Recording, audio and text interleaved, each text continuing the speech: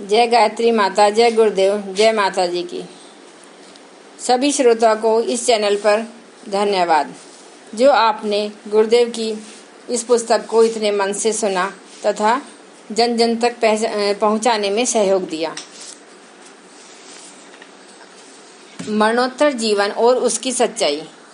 इसमें आगे पंडित श्री राम शर्मा आचार्य जी कहते हैं कि शास्त्र कहता है अणोरणीयान महतो महियान, अर्थात यह आत्मा छोटे से भी छोटा और इतना विराट है कि उसमें समग्र सृष्टि नप जाती है।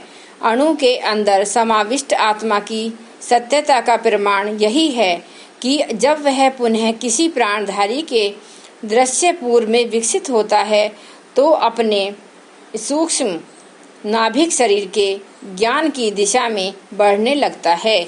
इसी बात को गीता में भगवान कृष्ण ने इस प्रकार कहा है, पार्थ न वह नामूत्र विनाश तस्य विधते न ही कल्याण कृत कश्चित् दुर्गति तात गच्छति शुचीनाम श्रीमता गेहे योग भ्रष्टो भी जायते अथवा योगना मिनेव कुले भवति धीमताम तत्र ते बुद्धि संयोग लभते पोवर्ध दैहिकम यतते च ततो भूमे संसिद्धो कुरु नंदन पूर्वाभ्यासेन तनैव हियते हियाशेप्शिपि से।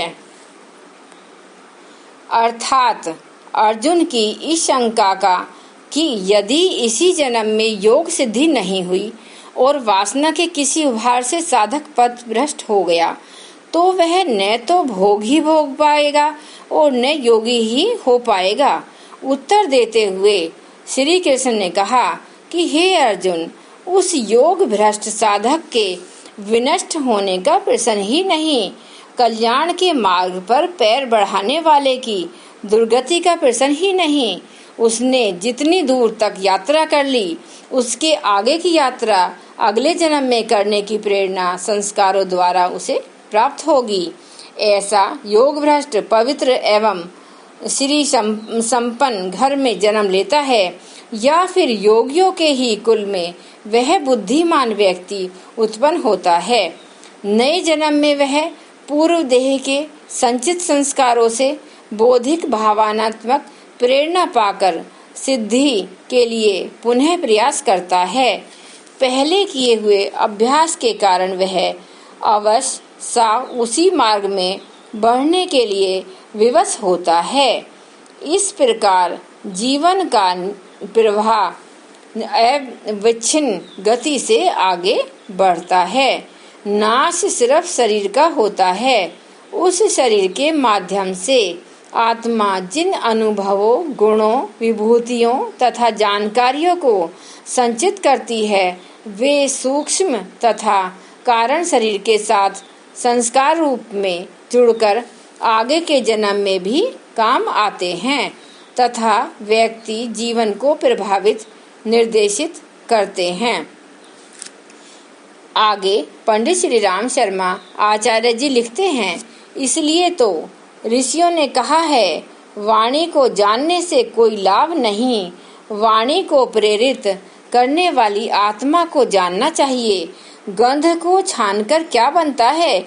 यदि गंध ग्रहण करने वाली आत्मा को नहीं जाना जाता, रूप के ज्ञाता आत्मा को न जानकर रूप को जानने का प्रयत्न व्यर्थ है। जो शब्द सुनता है उससे जानना चाहिए, शब्द को नहीं। अन्य रस के ज्ञान की कामना व्यर्थ है। कर्म सुख दुख, काम सुख, पुत्रोत्पत्ति और गमनागमन को जानने से कोई लाभ नहीं। यदि इनके ज्ञाता और साक्षी आत्मा को न जाना जाए, हे प्रत्रदन मन को जानने की जिज्ञासा भी व्यर्थ है। मननशील आत्मा को जानना चाहिए।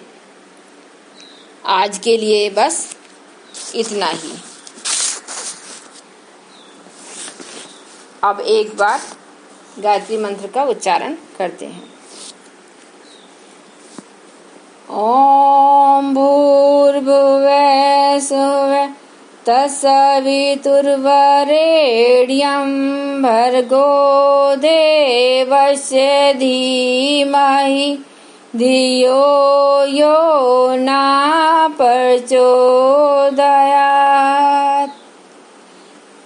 जय गुरुदेव।